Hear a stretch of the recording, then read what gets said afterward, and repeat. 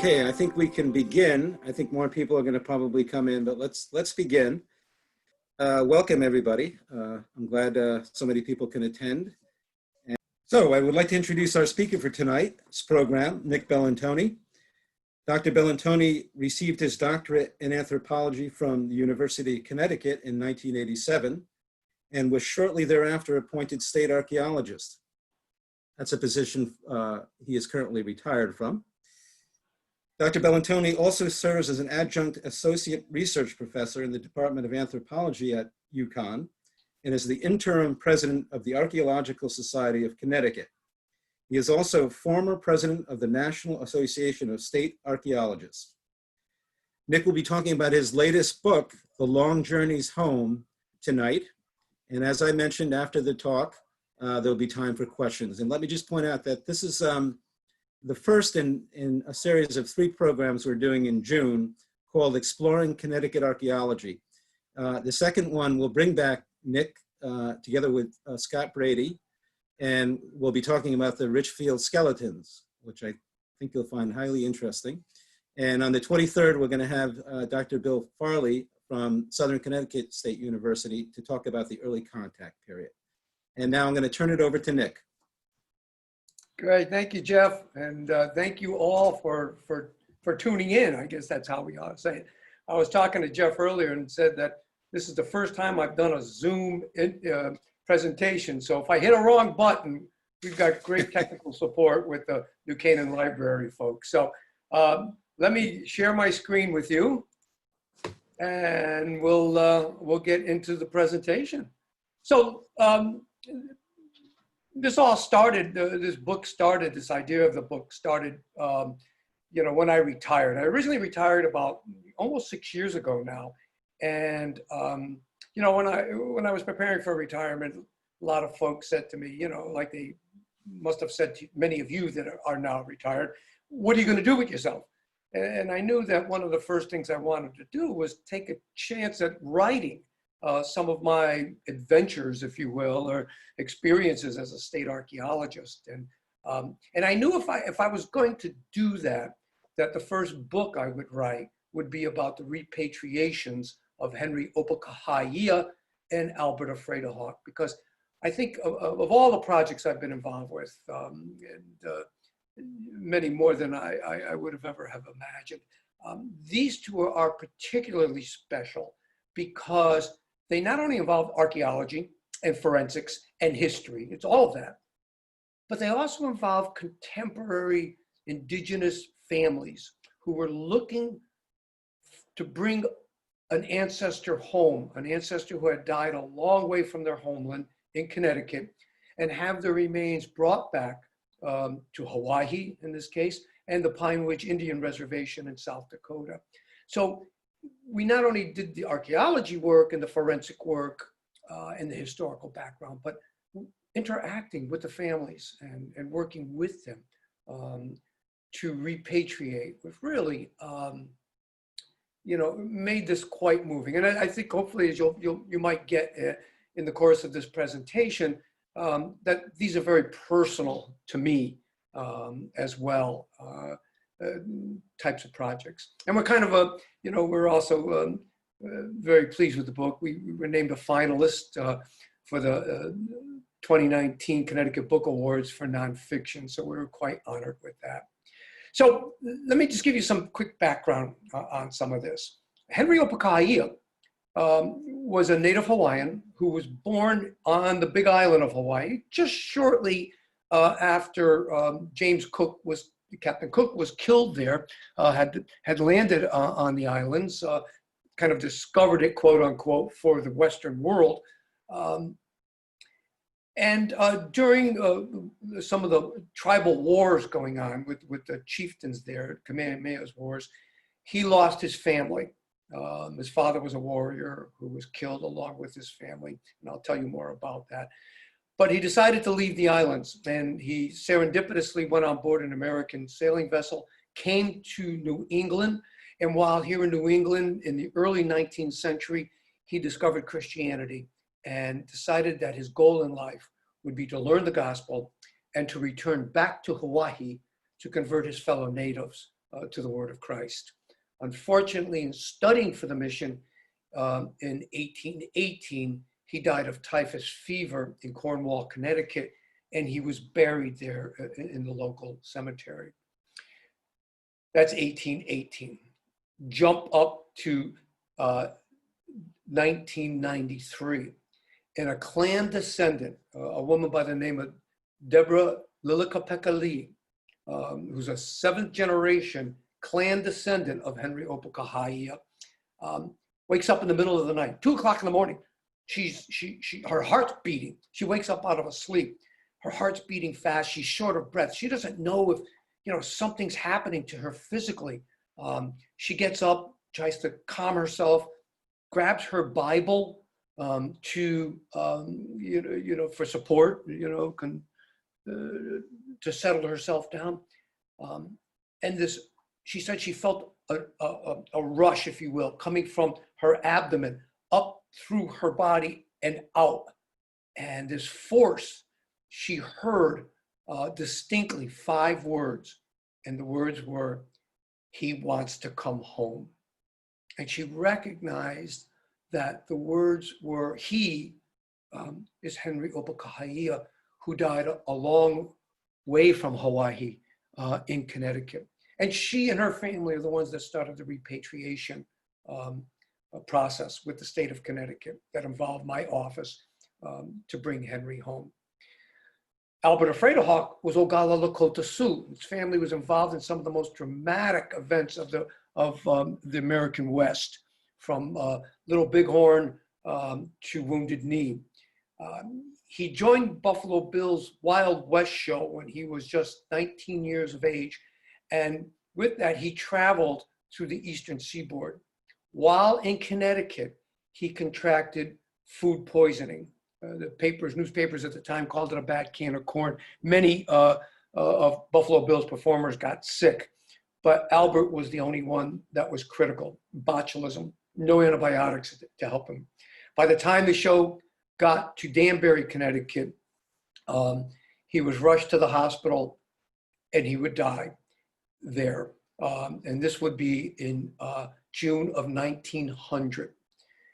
He was buried in an unmarked grave in Worcester Cemetery, and he laid there for 112 years until his great niece, a woman by the name of Marlis Afraidahawk, had a dream one night.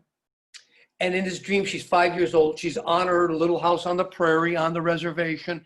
She's a little girl. She's looking for her family. Nobody's around. She gets a little nervous, but she looks out to the distance and she sees coming out of the north a rider, a man on a horse, and he's coming to her in traditional Lakota Sioux clothing. His hair is long and blowing, and he's coming toward her. She doesn't recognize him, and as a 5-year-old, she's nervous. She looks for her family, and the rider comes up to the house and gets off his horse. She goes back inside to sit on her bed, kind of nervous. But the rider gets off, the young man gets off the horse, and he starts playing a flute, a beautiful song. And she's so enchanted by the melody, she comes out. But when she comes out, he's up back on his horse and he's riding away. And as he rides away and he sees her, he pulls up on his horse and he yells back, "Paha, come with me, follow me." And he rides off into the clouds. And she said, the clouds came together, and with them, she recognized ancestors. She recognized herds of horses, even a dog pulling a travois, warriors, and they all vanish into the clouds. And she wakes up and has no idea what this is about, what this meaning of this dream is. And when her family and everyone else she talked to were clueless, she went with tribal elders, spiritualists, and they performed a ceremony. And at the end of the ceremony, one of the elders came to her and said, "Marlis, that young man was your grandfather, Albert Afraidahawk, and he's telling you he wants to come home." So, 2 similar stories. Young men, Native men who die in Connecticut in the 19th century. Descendant women have these powerful visitations. And both of them, Marlis now and her family, would start the repatriation effort. And I, as the state archaeologist, was involved with the hopefully sensitive, respectful archaeological removal of their remains, doing the forensic work to determine that it was in fact Henry Opukahaia and Albert Afraid-Hawk, and see to their return to their families back in their homelands. So very powerful stories for me to be involved with the family. So let me get into, this is a map showing Connecticut, and some of the areas, the red dots are where Henry Opukahaia spent much of his time in Connecticut.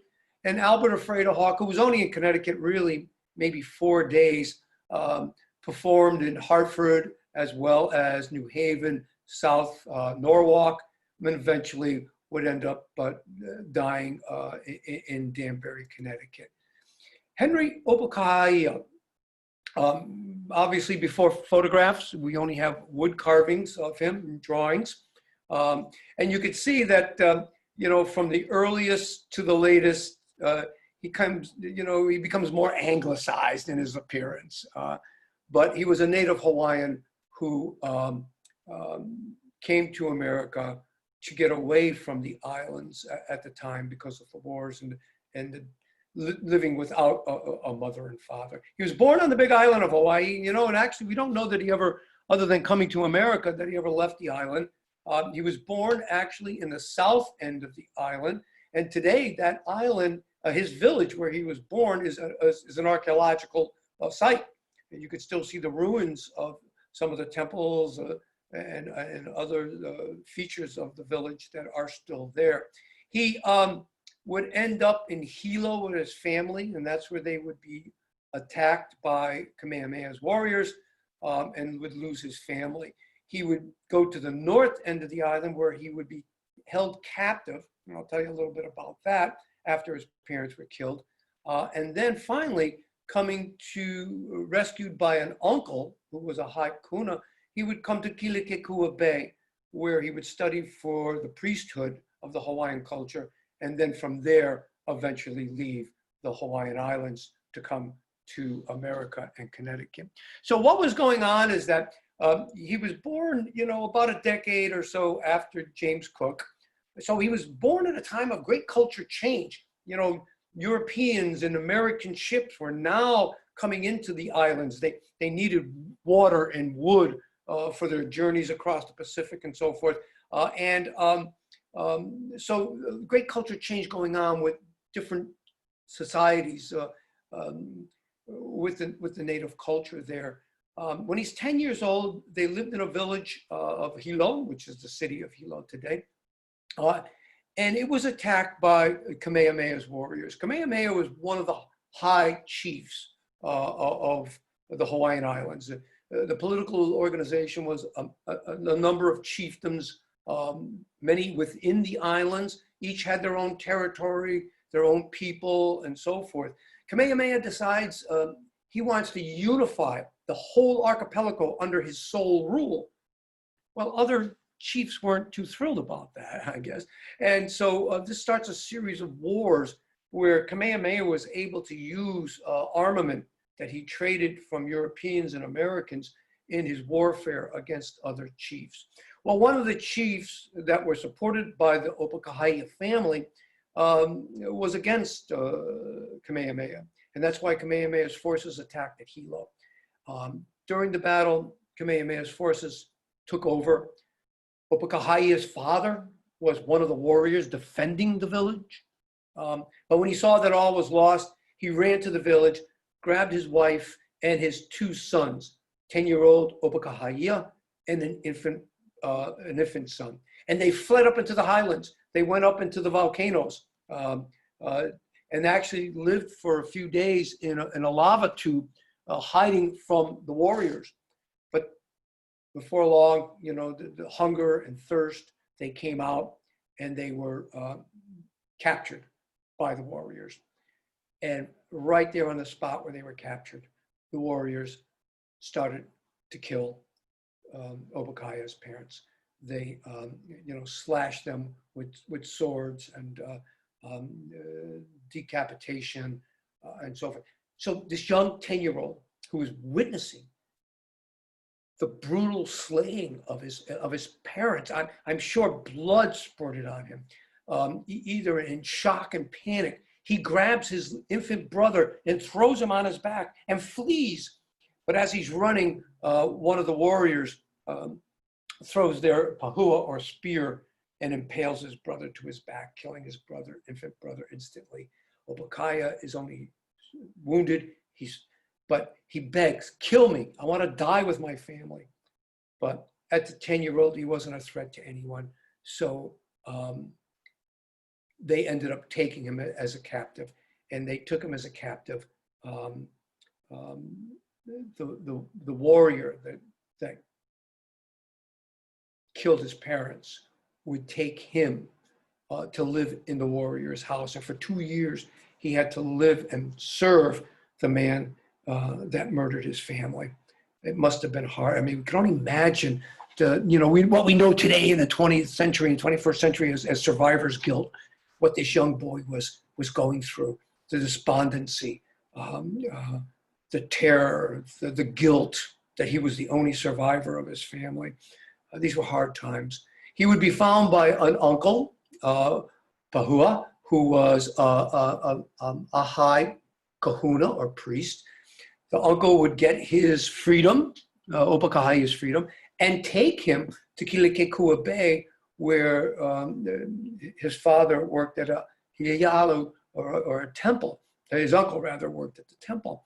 And he started to train Opukahaia and to become a kahuna. But the young boy, as he's growing into teenage years, he's still profoundly despondent.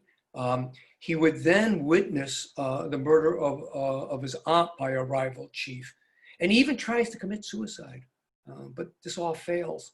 And then eventually one day, pulling into Kealakekua Bay is an American merchant ship, a sealing ship. They were on the China trade, trading seals skins for goods like cinnamon and tea and so forth that they could get in China. And they were stopped at Kealakekua Bay to take on wood and water. And when he sees the Triumph anchored out in the bay, spontaneously he decides this is his opportunity. He's going to leave. He wants to leave. And he literally dives into the water and swims out to the ship, climbs aboard on the ladder, on the rope ladder, and beseeches Captain Britnell, who was the captain of the Triumph, to take him on board as a cabin boy. He wants to go away. He wants to be a sailor. But clearly he just wanted to leave, having no idea where he would go. But he just felt that he had to leave. His uncle finally agrees to him leaving, and he would sail off, eventually coming to New York City. There was another Hawaiian young man on the board. His name was Thomas Hupu, and they would be together throughout their stay in New England until Henry would pass in 1818. When Britnell wrote in his logbook, he put the name down as Henry Obookiah, probably not knowing how he would spell Opukahaia, and he gave him, of course, an Anglo first name. So when he's in New England, he's known as Henry Opukahaia, but his indigenous name is Opukahaia. They would go to China, and eventually they would end up in New York City. And Britnell was actually from New Haven, Connecticut. And so, as the rest of the crew dispersed, he had these two Hawaiians, teenagers. He decides to take them to New Haven with him. And they would serve as servants in his household. But while there's a story that young Henry is sitting at the steps of Yale College, and he's crying. There's tears in his eyes, he's crying. And a divinity student by the name of Edwin Dwight comes up to him and says, well, what are you crying about? What's wrong? Why are you crying? And he basically says, no one will teach me. I want to learn, but no one will teach me. So Dwight decides to take him on as a tutor. He would tutor him in reading and writing and using the Bible as a primer to learn English and so forth. And eventually Henry would move out of Britnell's household and actually reside in the household of the Reverend Timothy Dwight, who was president of Yale College at that time. So a very prominent family. And of course, Timothy Dwight was one of the leaders of the Second Great Awakening. So very pious family, very Christian family who prayed day and night. And Henry tells, later on would tell the story how he knew that the Dwight family was praying for him. Couldn't quite always understand the language very well at this point, but he understood that they were praying for him, but he didn't know why. And he didn't accept it because, you know, this was a strange, his Christianity and this foreign culture. He was going through culture shock, you know, being exposed to all this. And he was just trying to come to grips with what this meant to him as a Hawaiian. And of course, the fact that he had studied to become a priest in the Hawaiian culture. So what was also going on at this time, and just about the time, maybe a little before the time Henry Opukahaia comes to New England, is there's a major change, part of it through the Second Great Awakening. But up in Williams College in Massachusetts, a group of students used to get together, 5 young men would get together weekly and pray. And at one of their meetings, a pivotal meeting, a thunderstorm hits and they have to run in a local barn and escape the weather to conduct their prayer meeting. And that's why it's now by a haystack, and that's why it's called the Haystack prayer meeting now. But what happens at this event is that Samuel Mills Jr. Confides to the rest of them that they have a responsibility to save Native peoples. The belief was at the time that Native peoples, indigenous people all over the world, were suffering the pains of hell simply because they had never been introduced to the word of Christ. They'd never heard the word. And so they would suffer in hell for this. And it was their responsibility as young Christian men, the group they just put together called the Society of Brethren. It was these young men who took it upon themselves to go out as missionaries and convert people of color around the world, indigenous people, so that they could enjoy the fruits of knowing Christ, but also of eternal salvation. This eventually would lead to the development in New England of the American Board of Commissioners for Foreign Missions and the development of a foreign mission school to teach Native men to go back to their homelands with the gospel in hand. And Henry Opukahaia would be the first and foremost student of the foreign mission school. So Samuel Mills Jr., Reverend Mills, who was a divinity student eventually at Yale College, he would go to Yale. He meets Opukahaia in New Haven at Yale.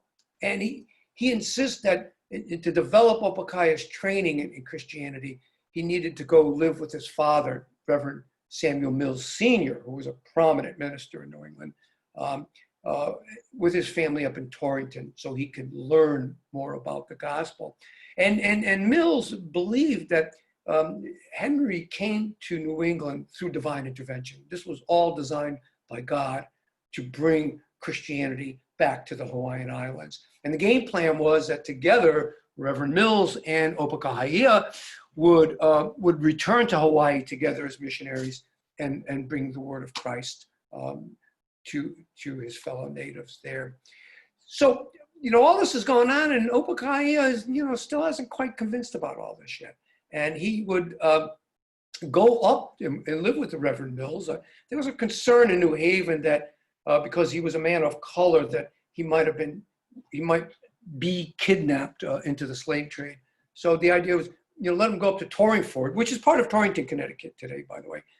It's kind of the east end of Torrington. Things would be safer up there for him. But Obookiah wasn't exactly accepting this Christianity, but he went up there. And one day while he's cutting trees, cutting wood, you know, for the fire places and so forth, he's out in the field cutting wood. Nobody's around him. And suddenly he hears a voice. And the voice says, "Cut it down. Why cumbereth it the ground?" I don't know that Henry knew what it means. I have no idea what it means. But the fact was that he looked around, there's nobody there. He's all by himself. And he feels this rush. His heart starts to beat. He's short of breath. And it hits him. What if I died today? What would happen to my soul? And it's at that point he falls to his knees and he begs divine Jehovah that he's been a sinner, that people have tried to instruct him on the word of Christ and he has refused.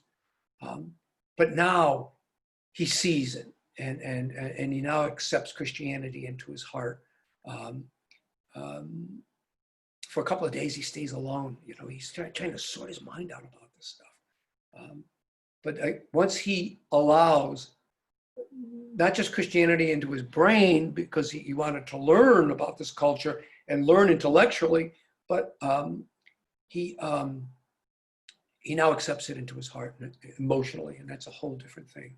He now throws himself into the study of the Bible. He so much so that he memorizes miracles that Jesus performed, and he starts to actually translate the Bible into Hawaiian. Now, Hawaii had no written language at this time. Henry Opukahaia, in his scholarship, actually develops a phonetic Hawaiian alphabet that he then used to translate the Bible. The idea is when he would return to Hawaii, he would have that book in his hand phonetically for Native Hawaiians to learn and to be able to read immediately. Unfortunately, he only got through Genesis before he would pass, but his Bible would be continued after he died. So with his new zeal, he attends what was developed as the Foreign Mission School in Cornwall, Connecticut. This was designed specifically to train men of color. There were Native Americans, Hawaiians, among others that were there. If you just follow my cursor, the upstairs, the second floor is where they slept, and the bottom floor is the schoolhouse. Rigorous schooling. Not only they had to learn all the basic, arithmetics and reading, writing, and arithmetic, they had to work at least 2 days a week in the farm because the farm's produce was supporting the Foreign Mission School. So he was, it was here that he was really studying. And here's a little map showing what the area would have looked like in 1817. This is the Stewart's house that is still standing today. It is listed as a National Historic Landmark, and where Obookiah would have had his meals. Here's where the Foreign Mission School is off the green, the Congregational Church that he attended. And this is the Stone House, Reverend Stone, the house in which Opukahaia would eventually die. So in the winter of 1817, 1818, he contracts typhus fever. He's so sick that he's obliged to abandon his studies. He has many visitors, knowing he's on his deathbed. The Hawaiian students, including Thomas Hubu, who came with him aboard the Triumph, are there by his deathbed. They're there with him daily. He is told that he's going to die. They can't do anything more for him. He accepts it. He says, God will do what is right. I trust in him. I put my faith in him. He will do what is right for me. And completely accepts a Christian death. However, one of the things he does say is, oh, how I want to see Hawaii, how I want to go back home. But God will decide what is right. And of course, he would die before he could do that. We think he was 26 years of age. He may have been a little older. And as it was common in those days, he was, the eulogy, he was buried the next day. This was before embalming in America. So his funeral and burial would be the next day in Cornwall. The Reverend Lyman Beecher would come in from Litchfield and perform the eulogy. Now, Reverend Lyman Beecher was a very prominent individual. His daughter is Harriet Beecher Stowe, who wrote Uncle Tom's Cabin. And he also was the father of Henry Ward Beecher, the minister in Brooklyn, New York. Harriet Beecher Stowe tells the story that when she was only 5 or 6 years old, she remembers this Hawaiian man coming to their house in Litchfield and having dinner and staying with him. And she was so enthralled by him, his personality, his humor, his charisma. Henry was loved by so many, and his Christianity, that she tells the story how she never forgot him. And, you know, I'm probably pushing the envelope a little bit here, but you can't help but think that, you know, maybe the seeds of abolitionism were planted in young, you know, Harriet with the experience of this young Hawaiian man. So he would die. The missions would leave a year later and actually arrive in Kona in Hawaii in April of 1820. Edwin Dwight, his tutor, publishes his memoirs. It's made up of the stories Henry told, plus Henry was keeping a diary and including letters and so forth. It became a big seller, a great, you know, it ended up being translated into 3 different languages. It was a big seller in the 19th century, and the book was used in Sunday schools for right into the 21st century. So up jump to 1993, and Deborah Lilika-Pekali has her inspiration, her dream that he wants to come home.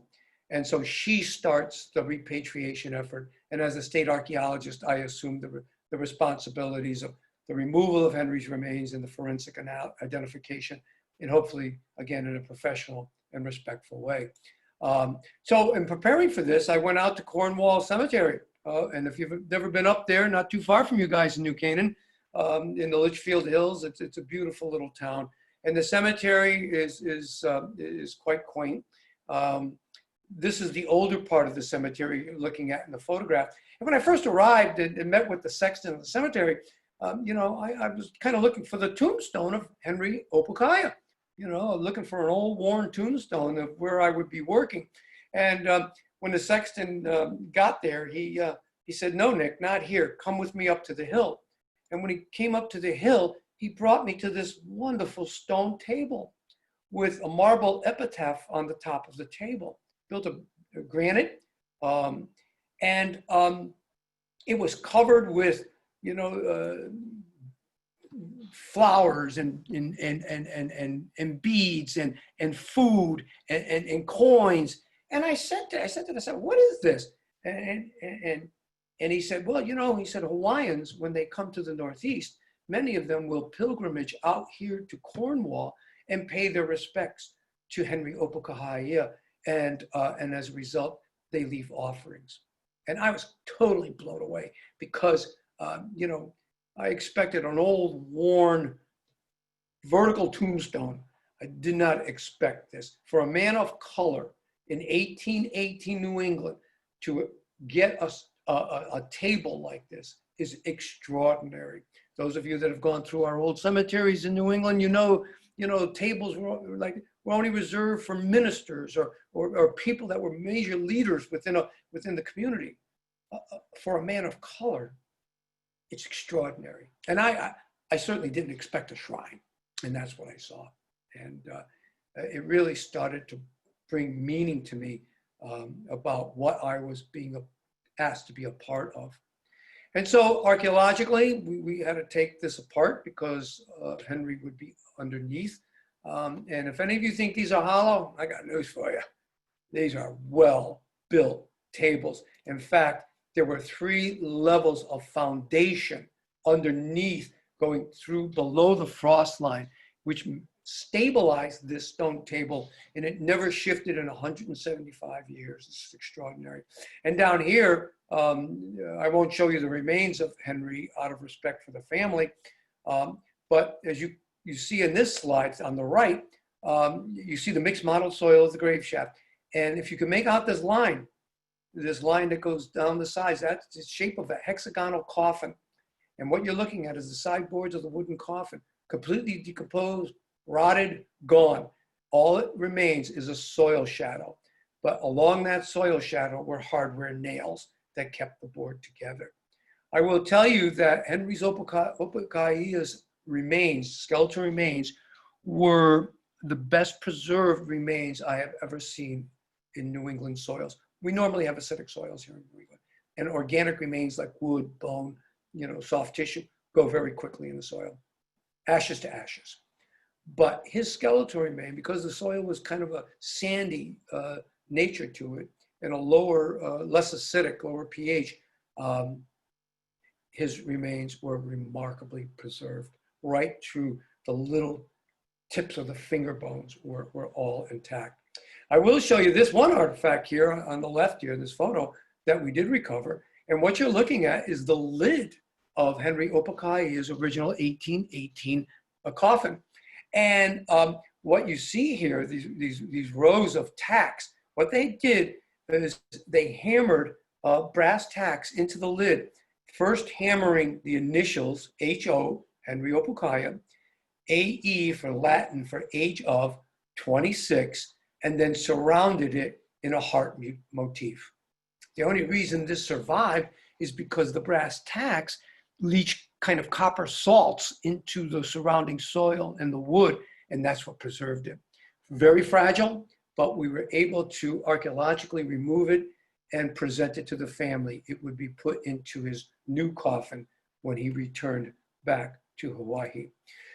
So when all was done, we did not do DNA because Native peoples do not like us to do DNA on skeletal remains because it requires taking a portion of the bone and destroying it, if you will, for the lab technique.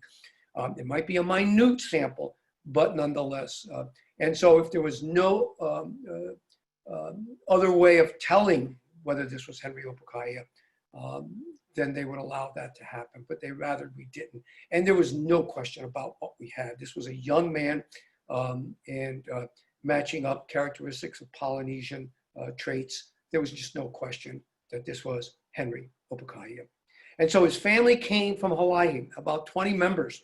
And at the First United Church of Christ Congregational in Cornwall, Connecticut, in July of that year, they brought up a coffin of koa wood. You see it here.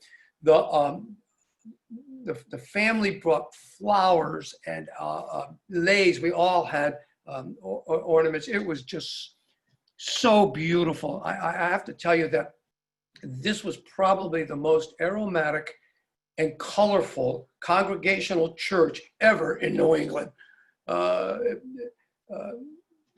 It was a huge celebration, a going home celebration for Henry Opukahaia, and it was marvelous to be a part of it. We were honored to serve as a pallbearer, bringing his remains out of the church.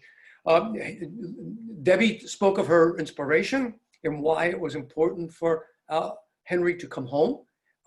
And his remains were flown back to Hawaii, first to Honolulu. For a week, there were ceremonies all over Oahu celebrating Henry's return. And then he would be brought to the Big Island of Hawai'i, the island that he came from. And when he arrived there, as you can see in this photo, his coffin was placed on an outrigger canoes. And he sailed up the western bank of the island, the Kona section, and came into Kealakekua Bay.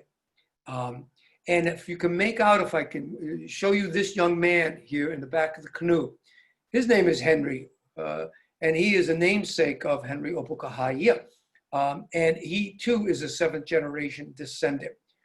When the canoes coming northward along the coast turned into Kealakekua Bay, Henry jumped out of the boat and he started swimming to shore. What he was doing was replicating in reverse Opukaha'ia's outward swim to the Triumph, swimming back to shore. Henry would then be buried in Kona at Kealakekua Bay at the Kahikulu Congregational Church in Napupu. And this is what his burial monument looks like today. It's extraordinary. What the family did is they replicated in black volcanic rock of Hawaii. They replicated the New England granite of his stone table in Cornwall. And so it's a raised table with his tombstone. Kilekekua Bay that he left, Hawaii, is in the background. And of course, how he ventured off to Connecticut, kind of tying his two worlds together. If any of you ever get to the Big Island of Hawaii on your travels and you end up in Kuna on the West Coast, please stop at Captain Cook at Napupu and visit his memorial. It's a beautiful, beautiful memorial and well worth the trip. If you can't go to Hawaii and you want to go to Cornwall, Connecticut, we'll go back up there. And if you go to their old cemetery, you will find his monument, his stone table, totally reconstructed. After we were done with the excavations, working with a stonemason of the area, we archaeologically took this apart and we archaeologically, if you will, put it back together again. So if you go there, you will see the same stone as we saw it that first day. The only difference is the family had a plaque put at the foot of the grave, and it says, "Oh, how I want to see Hawaii, how I want to go home." And it by the family thanking everyone who took part in this, and the people of Cornwall that took care of him for 175 years. Extremely moving. In fact, people from Cornwall came up to me and said, "You know, when we heard you were going to remove him, people started to come from the town to the cemetery to pay their last respects before I arrived to Henry, to kind of say goodbye, because he was such an important part." And so it's incredible how the people of Cornwall loved Henry Opukahaia and what he stood for.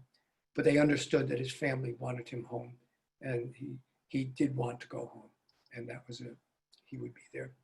You know, so I finished this project, and I said to I remember saying to my wife and fans, and my friends and others, my colleagues, this is like a once in a lifetime project.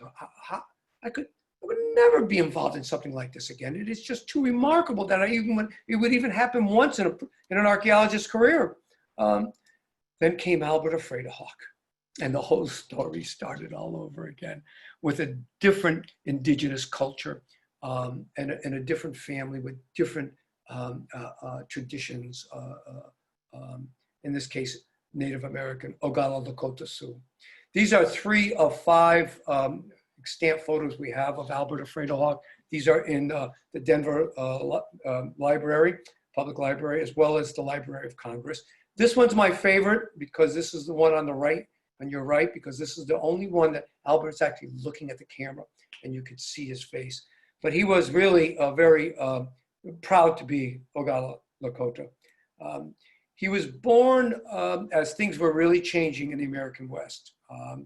The Lakota were part of the Plains Indians. They survived by their cousin, Tatanka. Tatanka, we would call the bison or the buffalo.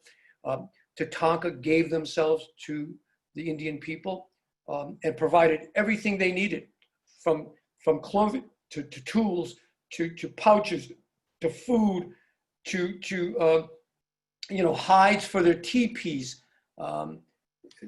Tatanka was the banquet of life. But Tatanka was disappearing through the 19th century, and disappearing because we were moving westward. And the buffalo, we started to overkill the buffalo, literally driving them almost to extinction. Biologists believe that at the beginning of the 19th century, there were probably anywhere between 30 to 50 million buffalo on the Great Plains of the United States, what would become the United States. By 1897, they could only count 700 buffalo. I mean, you're talking about an environmental disaster, a devastation. And part of it was, we understood as we traveled westward and wanted that westward land, we understood that if we were going to control the Native Americans there, we needed to control their food supply. If we can eliminate the buffalo, they would be forced onto reservations through sheer starvation. So it's what we call sometimes an ecocide, the destruction of a people's environment to put them onto reservations. And the reservation would, so a way of life vanished. It was lost. They went from being warriors, hunters, to independent, towards, and we tried to make them farmers and make them like us, because we felt that the only way they would survive would be if they would become us. So, oh, I'm sorry, I don't know how I got to that slide. All right, guys, I went backwards. Hold on, let's see if I can rescue this.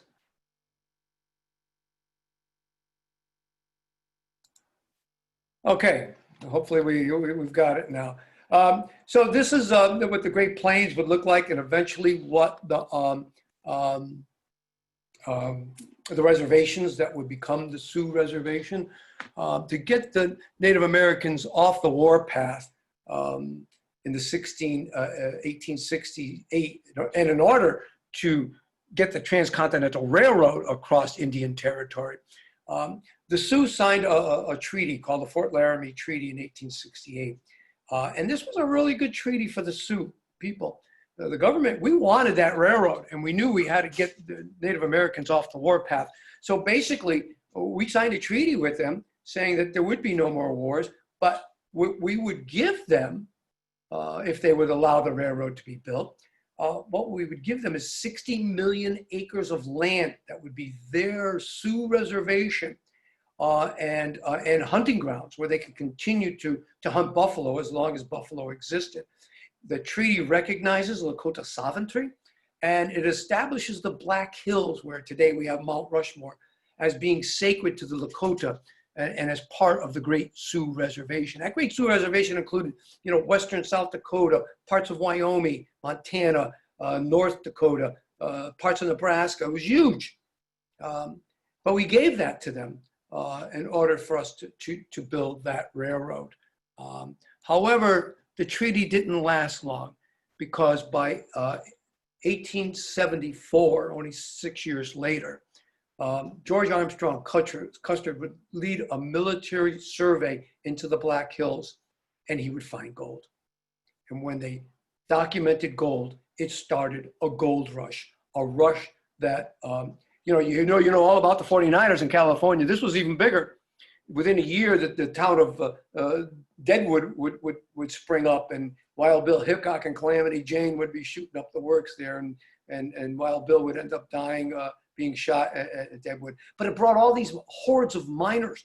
These people were coming from all over America to get the gold, and they were blowing up the mountains. And the Lakota went to the federal government and said, "Look, this is our land by treaty. We agreed to this land. We want these people out of here. These hills are sacred to us. It's where the origins of the Lakota people came from. So we want them out of here."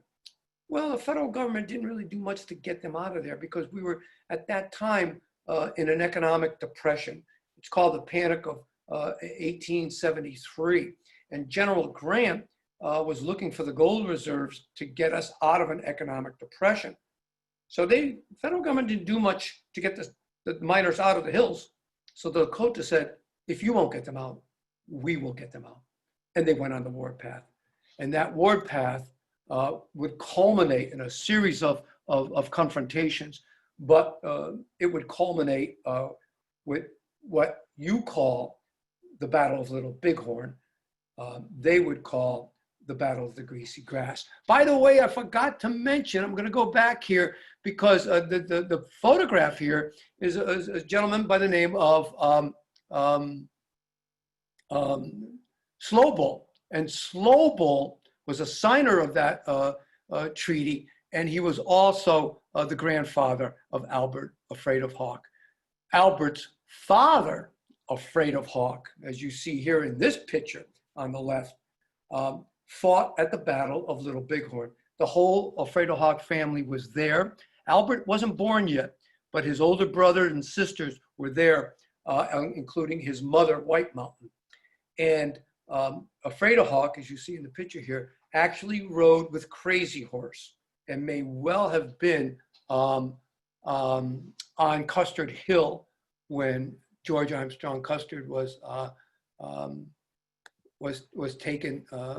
annihilated by a combined force of Lakota and Northern Sioux. So Albert's family was at Little Bighorn during the battle. After the battle, of course, the Native Americans disperse and the government starts really coming after them. Crazy Horse brings his people and eventually would end up in Canada. Crazy Horse, a Sitting Bull would go to Canada. Crazy Horse would take his people to the south. The Afraid of Hawk family would follow Crazy Horse, but eventually after a harsh, harsh winter with no food, no buffalo, no way to support themselves, and being harassed by the federal government, they would come in. Crazy Horse would bring 300 of his people, including the Afraid of Hawk family, to Fort Robinson, Nebraska, and there they would surrender. And you could see this is the burial. This is the ledger book you see on the right of that surrender.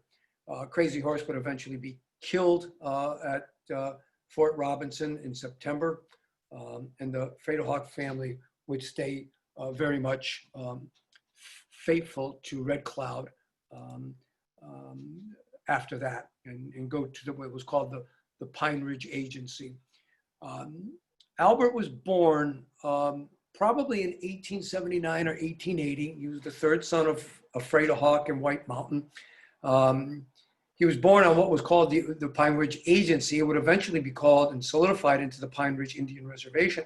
The thing I just want to note about Albert is he was a firstborn generation reservation Indian. And what I mean by that is his father was a warrior and a buffalo hunter. His grandfather and past were all, but by his generation, he was now confined to a reservation.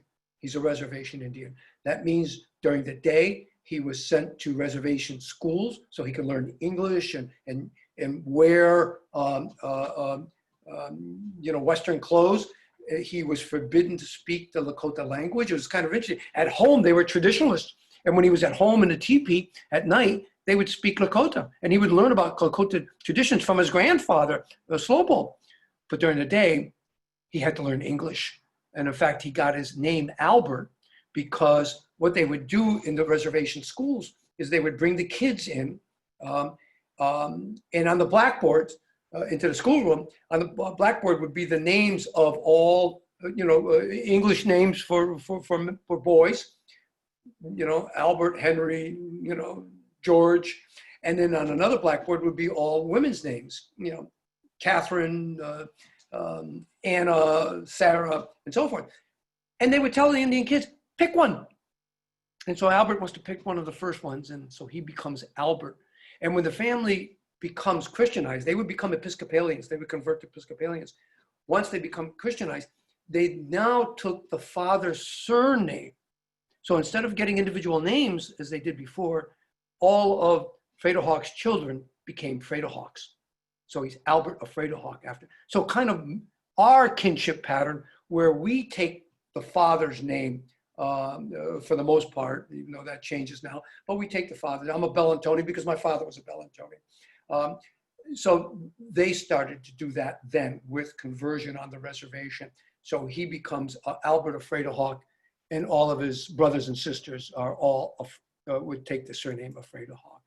This is the map of the Pine Ridge Indian Reservation, and you could see the various areas that Albert would and the family would occupy. The agency. They lived in Manderson in Rocky Ford, and he would eventually be reburied at St. Mark's Episcopal Church Cemetery on the reservation. The reservation in those early days were just horrendous. It was horrific what was happening to these Native peoples. They were being stripped of their culture, but they were also now thrown into a severe poverty they had never experienced. They had been free. They were independent. They lived by hunting the buffalo. They never had want. No one ever went hungry in their traditional cultures. But once forced on the reservation where they could no longer hunt, they were dependent on the federal government to bring in rations. And these rations, by the way, were agreed upon with the reservation. I mean, with the treaties. This is not welfare. This was agreed upon in the treaties that we would provide rations once the buffalo were eliminated. But on the reservation, the rations weren't coming. They weren't coming because of corruption and other things with Indian agents. So people were actually starving to death. They were starving to death. There were at least 45 deaths a month through 1888 and 1889. There were severe droughts. They tried to learn how to farm. This was alien to their traditional culture, but they tried to learn. But there were such severe droughts, they couldn't get anything to grow. And of course, the land we gave them was the worst possible land you could get out there. So life on the reservation was horrific. They could not leave the reservations. Not like reservations today where they could leave the reservation and go. Back then, they were confined to the reservation. You could only leave with the approval of an Indian agent. That is the federal government. You couldn't go visit. You couldn't try to go out and hunt or fish. You were confined. In fact, they even wanted to build, at one point, they tried to build a wall around Pine Ridge to maintain the Indians, to keep them in. These were concentration camps. And there they would be westernized, you know. Their rituals were barred. They couldn't perform rituals like the sun dance. We forbid it. We forbid the speaking of their native language. If they were going to survive, they had to become us. And so what ended up happening is the people went through a cultural depression, a physical depression, but a cultural depression. Within one generation, they lost everything they had by a dominant culture that conquered them. And Red Cloud would say, it seems like even God had forgotten us. And Red Cloud would say, the white man who has 3 meals a day has no idea what it's like to have their baby die in their arms because there's not enough food. Horrible. And so while all this was going on, a spark of hope came from the West, from Nevada. A Paiute Indian by the name of Wovoka had a visitation from Christ. And Christ told him he was coming back and he was going to end the world, but not like he did in Noah's time with water. He would cover the world with earth, and the only ones that would survive would be Native Americans who would do the ghost dance and bring back the old ways. The prophet had a message. The message would be that the world would soon end, a new world would be created. And in that new world, there would be a reuniting with the dead ancestors and their friends. There would be no more sickness. There would be no more death. There would be happiness would be secured. The earth would survive, and Tatanka the buffalo would return. And there would be a restoration of the sacred tree. And the white man would perish, not under the waters like in Noah's time, but under the new earth that would form. And these people were desperate. They wanted to grasp something that would restore their lives and restore their culture. So they started to dance. And Wovoka was, he lived with a Christian family, and he understood Christianity. He knew Christianity well. And he took the Christian concept of the resurrection of the dead and combined that with Native American ritual and dancing and created something that would bring the resurrection of the dead back and restore the ways. In anthropology, we call these revitalization movements, and they were affected by it. Well, the federal government wasn't happy about all this dancing and revitalization because they felt that the Indians were going to go back on the warpath.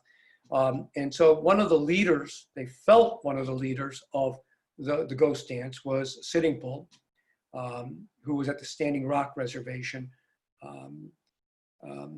And so they went up to the reservation on December 15th, 1890 to arrest him, to bring him in as an instigator of a ghost dance.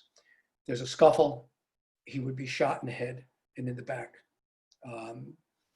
Probably the most famous Native American of all time was assassinated in his camp. when there was a resistance to arrest. But what happened was panic spreads around the moccasin telegraph, if you will, throughout the Lakota nation, that the United States government is coming to kill all ghost dance leaders.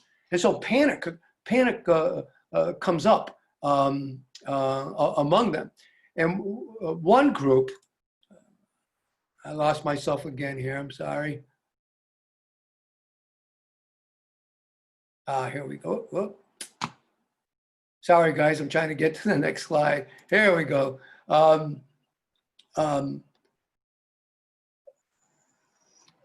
One of the leaders was a chief by the name of Spotted Elk. Spotted Elk is mostly known as Bigfoot in most of the history books.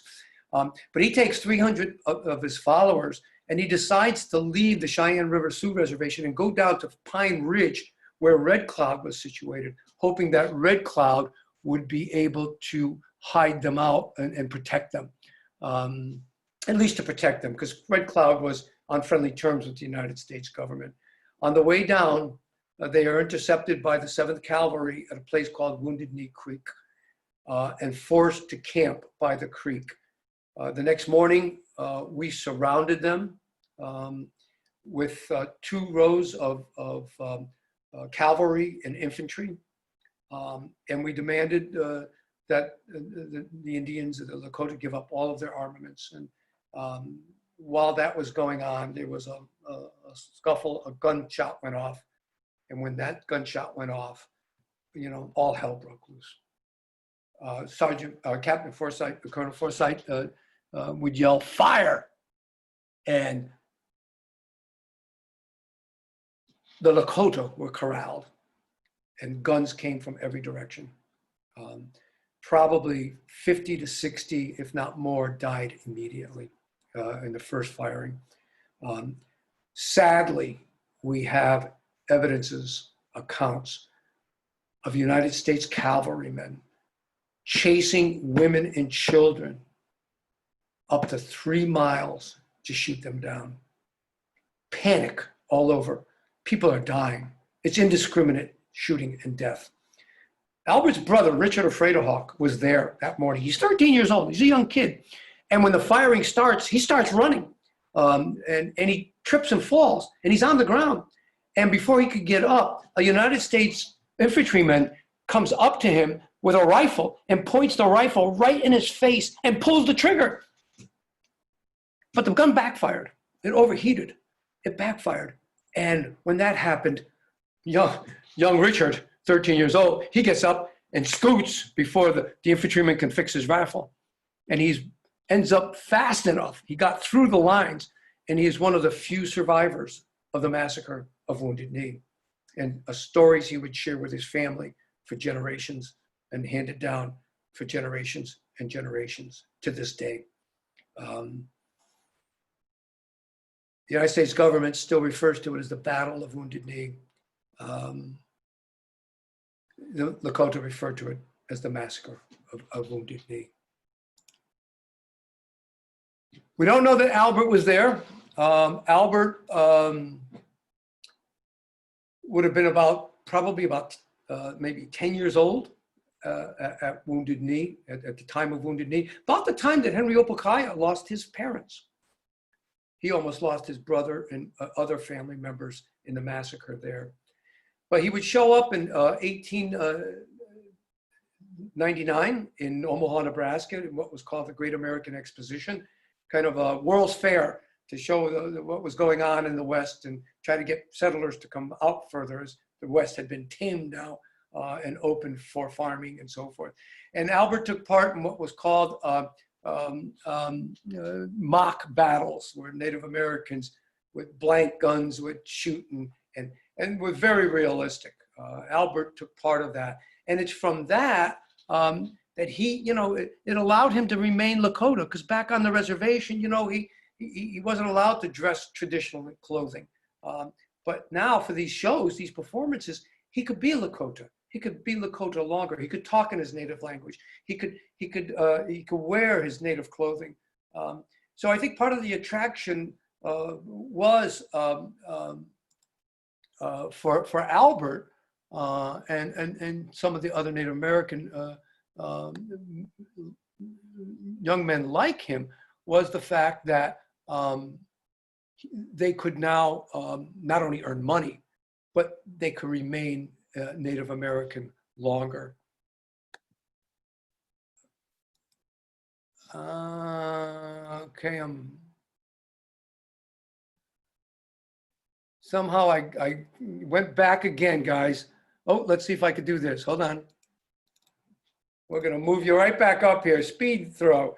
And so it's then that he decides to join Buffalo Bill's Wild West show in 1900. He is, I think it's part of this performance thing. And you can see Buffalo Bill on the right. Albert Afraid-a-Hawk in this photograph is right here on the top of the Deadwood stagecoach, kind of all alone up here, looking out into the distance. So this is the what we call Buffalo Bill referred to as is show Indians. And they were really the stars of the Wild West show. There would have been no Wild West show without the Lakota. They were certainly a part. So he was one of the main performers. Unfortunately, when they come to Connecticut, it would be in Hartford on June 25th that he would contract the illness, the botulism from the bad can of corn. But it's when they got to Danbury that he would die in Danbury Hospital that evening. And he would be buried in an unmarked grave in Worcester Cemetery. You know, Danbury's not too far from you guys. And if you've ever been to beautiful Worcester Cemetery in that city, there's an area down behind the hospital where Albert died, by the pond. And that's where the unmarked graves were put. And that's where Albert was buried. And Albert would stay there really until this guy came along, Bob Young from Danbury. He was part of the Danbury Historical Society, was president and part of the Board of Trustees. But in 2008, he was doing a historical project in reconstructing the old cemetery. And he was going through some of the old cards from Worcester Cemetery, and he found a card, kind of like your old library cards that we used to all flip through. And he found a card that said Afraid-a-Hawk. And he had heard that a Native American had died in Danbury, but he never found any historic documentation to claim it. But now he had a death record, a burial record. So he went out, he had a plot number and a section number. He went out in the cemetery and found it. And sure enough, it's unmarked. There's no stone there. But he decides that this must be Albert's grave. So he does this big search into Albert Afraid-a-Hawk, and he finds out that there are family members still living today on the Pine Ridge Indian Reservation and the Cheyenne River Sioux Reservation. And he contacts them and says, I think I have found Albert's. And they had never known, they knew of Albert, but they never knew what happened to Albert because he never came home. And Buffalo Bill's show never explained to the family what had happened to him. So they had no idea he died in Danbury, Connecticut, and was buried there until Bob's research. He met with them. They're very excited. They want to bring him home. But nothing happens for a year. 2 years go by. Bob doesn't hear from the family. He thinks maybe they've forgotten it or they're no longer interested. And then one night he gets a phone call, and it's Marlis Afraid-a-Hawk on the line. And she says to Bob, I had a dream. And that started the whole repatriation effort and what brought me into the fold to repatriate the remains of Albert Afraid-a-Hawk. And unlike, unfortunately, Debbie Lee and her family could not get to Cornwall when we were doing the exhumation, Marlis and her family did. They came from Cheyenne River. The reservation members, the tribal members did a fundraiser so they could afford to come to Connecticut. And this is Marlis with her father, Daniel. And she said, she said to all of us, he came to me in my dream and I felt it was my responsibility. And Daniel J. Afraid-a-Hawk, her father, he is the son of Richard Afraid-a-Hawk, who was the survivor of Wounded Knee in 1890. He is the connection with 1890.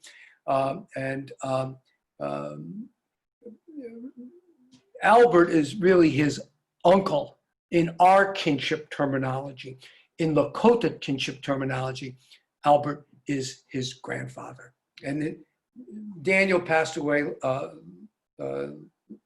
last year. He was everyone's favorite. Just a beautiful, beautiful man. He was the keeper of the family stories, the family patriarch, and he did all of the ceremonies to purify the area before we started the construction. The excavation. So this, you could see the picture on the right is we're excavating in the grave shaft that Bob Young had found. And I'm hoping, this is an unmarked grave, that Albert is there. And the family, you could see them sitting behind me. They sat patiently day after day. I would talk to them and tell them what I was finding or not finding. And I shared with them my concern. Unlike with Henry Opukahaia, the soils here were very acidic. And with a low pH, it was poor organic preservation. And I had to be frank with them. I had to let them know that we could get down there and there may be nothing left of Albert, ashes to ashes, after 112 years in the ground. And you know what they said to me? They said, "Don't worry, Nick, he'll be there." I said, "No, you don't understand. I'm the scientist. I'm telling you, we've got a problem. And I don't want you to be disappointed." And they just said, "Don't worry, he'll be there." So I'm excavating. You can see I'm down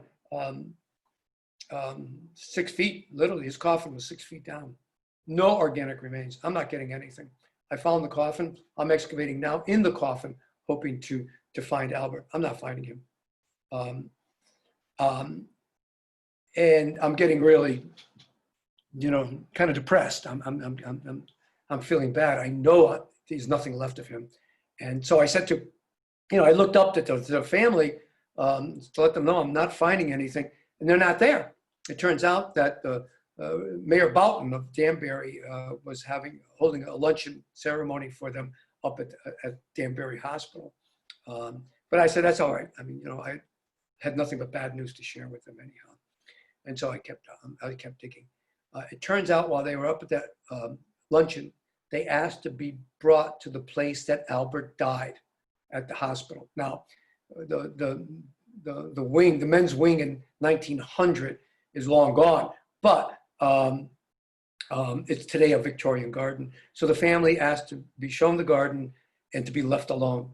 And they did a ceremony. I believe it's what the Lakota do call the keeping of the dead ceremony. So they did a ceremony in honor of grandfather Albert in the place that he died. While they're doing that ceremony, I'm in the burial unit working. I'm not finding anything. And I start talking to him. If you read the book, Albert, please be here. Your family came all this way. It's so important. Just give me one bone. Give me something that I can give them to bring you home with. And as I'm talking to him, and as the family was conducting a ceremony up on the hill, my brush dislodged a piece of soil about the size of a 50-cent piece. And I saw the curvature of the forehead of the bone. And I knew we had found Albert, and he was there. And I said to them, "Tell the family, I found Albert, tell the family." And they said, "We can't disturb them, they're doing ceremony." So the family was so joyous that we found Albert that they performed what's called a Lakota giveaway and naming ceremony. They gave 5 of us that were influential in the project. They gave us Lakota names and gifts. And so they gave me a Lakota name. My name being adopted into the family is Tepu Wan Washe Okaile. My wife thinks it means man who can't hear well, but that's not true. The family tells me it means he who finds good. And so we were just honored by them for that. And we are now family. We are now part of their Connecticut family. And we keep in touch, and we make trips to the reservation whenever we can. Once we did the forensic identification, again, not using DNA, but using morphological characteristics of the skeleton, we wrapped his remains in a buffalo robe. It was sent to the Pine Ridge Indian Reservation, and on September 9th, 2012, he was put on a scaffold. This is a traditional Lakota burial, and you could see his family around him. That night, he would be removed from the scaffold and put into the ground next to his brother and his mother and father at St. Mark's Episcopal Church, Mission Church Cemetery. And this is Marlis in the white in the center of the photo for you, and other members of her family. You have like 5 generations of the Afraid of Hawk family there. So, you know, first of all, I apologize to everybody for going on so long. It's hard to tell these stories and, as an abstract, but a lot of lessons to be learned and lessons we can carry forward today. You know, what we see going on around our country and elsewhere. You know, the impact of colonization and imperialism, the importance of repatriation for Native peoples. We're seeing revivals in both Hawaii and on the reservations, Lakota reservations, where for the first time they're teaching children the native language. 3 generations grew up without knowing their language, their native language. They spoke English. And now they're starting to regain that and regain appreciation. And as an archaeologist, it taught me, you know what I do is not about this distant past. It's about today. It's about people today and meaning in the modern world. Whatever I do as an archaeologist has contemporary ramifications. So we learn a lot. You know, when we think of the hardships that Henry and Albert went through in their lives, and, you know, what they overcame, their perseverance, a lot of lessons to be learned here. And I was just honored to have been a part of all of this. So again, I apologize for being so long. If you are interested in the book, it's available on Amazon, Barnes & Noble, Wesleyan University Press's website. You can get it through many different means. And if you do get it, we hope that you, in fact, will enjoy it. So with that, I'll close. I'll turn it back over to Jeff. Nick, we have one question. Okay. And actually, we have 2 questions. Another one just came in. So the first one is the phonetic alphabet he created and the Bible translation still used today? I'm sorry, say that again. Again, I'm sorry. Okay, the question is the phonetic alphabet that Henry created, is it still in use today? Yes. And is that Bible still in use today? Yes, it's kind of, it's converted. It went through kind of somewhat generational changes, but now along with English, they could read that Bible, his stories and so forth. The whole Bible has been converted into that phonetic language. And I was honored because the family gave me a copy of that Hawaiian Bible. Just one of my cherished items. But yes, he's the one that started it all, and it's used to this day. Second question, Nick, is what advice would you give someone interested in archaeology and repatriation in Connecticut? Wow, a good question. We must have a young budding student out there. You know, one of the things I think advice I could give is, you know, is that, you know, what we do is not just the science of archaeology, you know, how we get things out of the ground, how we analyze them, the science behind our work and so forth.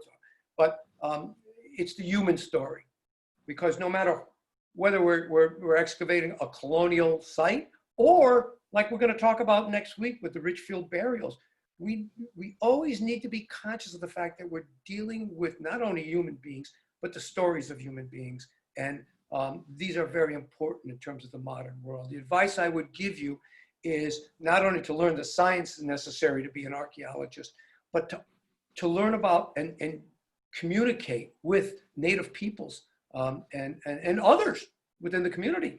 You know, Central Connecticut State University has a big program in African-American archaeology. And it's important to work within those communities with the sites we have. And they contribute so much information to what we bring in terms of the science of the thing.